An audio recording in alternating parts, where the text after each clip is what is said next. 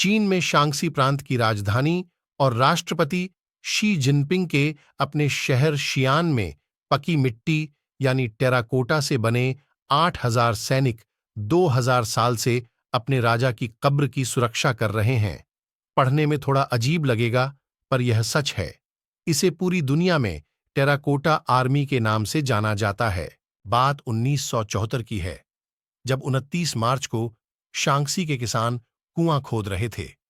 तभी उन्हें इस आर्मी के बारे में पता चला। इसके बाद 1.5 किलोमीटर के दायरे में खुदाई करवाई गई। तब एक फुटबॉल के ग्राउंड के बराबर के हॉल में 11 कतारों में खड़े 8,000 सैनिक जमीन से बाहर निकले। इन सैनिकों की कई खासियतें हैं। हर सैनिक की ऊंचाई अलग अलग है, उन्हें अलग अलग भूमिका दी गई है और यह उनके चेहरे और पहनावे से भी साफ दिखता है। जिस तरह मिस्र में शासक की मौत होने पर पिरामिड बनाए जाते थे, उसी तरह चीन में शासक की कब्र की रक्षा के लिए सैनिक तैनात किए जाते थे।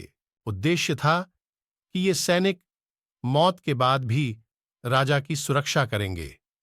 इस सेना के आदमकद पुतलों के सिर, हाथ पैर और धड़ अलग अलग बनाए गए और फिर उन्हें जोड़ा गया। जोड़ने से पहले आग में तपाते थे। यह पुतले इतने सजीव हैं कि देखने पर लगेगा कि अभी जी उठेंगे। कब्र के सामने एक हॉल था जिसमें यह सैनिक खड़े थे। सैनिकों के साथ उनके घोड़े, दफ्तर और अन्य लोगों के रहने के घर भी थे। सेना का साजो सामान तांबे, टिन और अलग अलग धातुओं का है। यह भी बताया जाता है कि इन सैनिकों के कई मूल हथियारों को उनके बनाने के कुछ ही दिन बाद लूट लिया गया था। 23 फुट गहरे 4 गड्ढों में यह सेना खड़ी है। 230 मीटर लंबे और करीब 62 मीटर चौड़े पहले गड्ढे में 6,000 पुतले हैं। 11 गलियारे हैं जो 3-3 मीटर चौड़े हैं। लकड़ी से बनी इनकी छत को बारिश से बचाने के लिए मिट्टी की परतों को विशेष उपाय के साथ चढ़ाया गया है। अन्य गड्ढों में घुड़सवार और युद्ध में काम आने वाली गाड़ियां हैं। आपको जानकर हैरानी होगी कि चीन के पहले शासक चिन शी हुआंग मृत्यु के बाद जीवन पर विश्वास करते थे। यही वजह थी कि उन्होंने मृत्यु के बाद अपनी सुरक्षा के लिए टेराकोटा आर्मी का निर्माण करवाया था। उन्होंने शियान में एक शहर समान क्षेत्र लेकर अपनी होने वाली कब्र बनवाई और हर उस चीज को वहां रखने के कहा था जिनकी जरूरत उन्हें मृत्यु के बाद होगी। जैसा उनका विश्वास था, मिट्टी के बने योद्धाओं के साथ साथ चिन शी हुआंग ने मिट्टी के घोड़े, नौकर व अन्य चीजें भी बनवाई थीं। ये सभी शासक की मृत शरीर के साथ दफन किए गए थे। लंबे समय तक की गई पुरातत्व खुदाई के दौरान यहां 2,000 मिट्टी के सैनिक प्राप्त किए गए थे। वहीं माना जाता है ऐसे 6,000 और अंदर दफन हैं।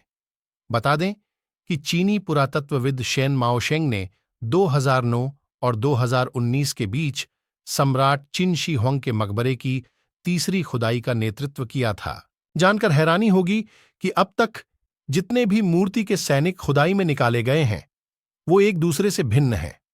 इससे यह पता चलता है कि कितनी दक्षता और निर्देशों के साथ ये काम किया गया था। वहीं मूर्तियों में पदों और लंबाई का भी ध्यान रखा गया था। इनमें कुछ मूर्तियां 5 फीट लंबी हैं, तो कुछ 6, 7 और 11 फीट है। यहां से निकाली गई घोड़ों की मूर्तियां काफी ज्यादा आकर्षित करती हैं। इन घोड़ों के साथ काठी यानी सैडल भी बनवाई गई थी। इससे पता चलता है कि सम्राट चिन शी हुआंग के समय काठी का आविष्कार हो चुका था।